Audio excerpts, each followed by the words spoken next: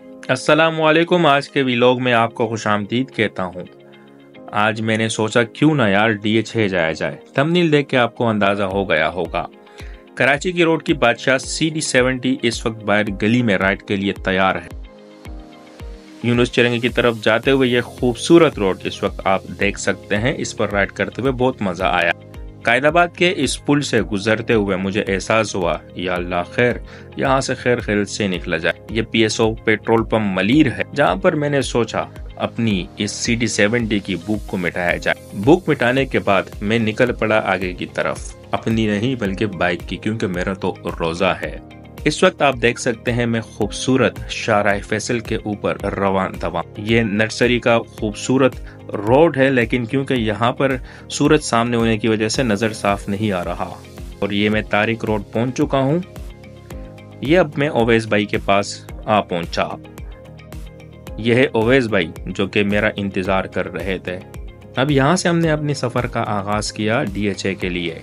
इस वक्त आप देख सकते हैं ये खूबसूरत कराची की सड़क, और ये सामने देखें आई लव कराची। ये फेरियर हॉल के बाहर बहुत ही खूबसूरत अंदाज में डिस्प्ले किया गया है। यह है फेरियर की खूबसूरत बिल्डिंग। फेरियर्स के बाहर से गुजरते हुए हम अपने राइड को एंजॉय कर रहे थे कि इतने में ये खूबसूरत सड़क नज़र आई, जिसमें बुलंद बाला बिल्डिंग्स थी, जिसे रिकॉर्ड किया आप लोगों के लिए ताकि आप कराची का यह खूबसूरत चेहरा देख सकें। ये है 3 तलवार सीमेंट वाला, ना कि ओरिजिनल। 3 तलवार से होते हुए हमने देखा सामने ओशन की ये खूबसूरत बिल्डिंग। फिर हम जा पहुँचे DHA LS2 आउटलेट। यहाँ पर हमें बहुत सारे रंग बिरंगी सेफ्टी रिलेटेड काफ़ी मजबूत किस्म के हेलमेट्स नज़र आए। फाइनली ओवैस भाई ने जो है ना हेलमेट पसंद कर लिया, पायनियर एडवेंचर। फिर उसके बाद ओवैस भाई इधर उधर देखते हुए स्टाइल मारते रहे। फिर उसके बाद बारी आई मेरी। ओवैस भाई को मैंने कहा आओ और अब मेरी वीडियो बनाओ। ओवैस भाई को कॉपी करते हुए मैंने सबसे पहले हेलमेट पहना। फिर उसके बाद जो है हेलमेट को बंद किया। बंद करने के बाद फिर मैंने सोचा यार वाइज़र को भी बोलो नीचे आओ। वाइज़र नीचे आया। फिर उसके बाद इधर उधर देखते हुए थोड़ी मॉडलिंग करने का मैंने सोचा और फिर ओके किया।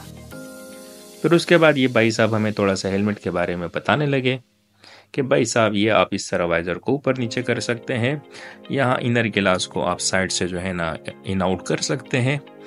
फिर उसके बाद इन्होंने कहा कि ये माउंट की तरफ भी आप वाइज़र को नीचे कर सकते हैं, हवा का मज़ा ले सकते हैं।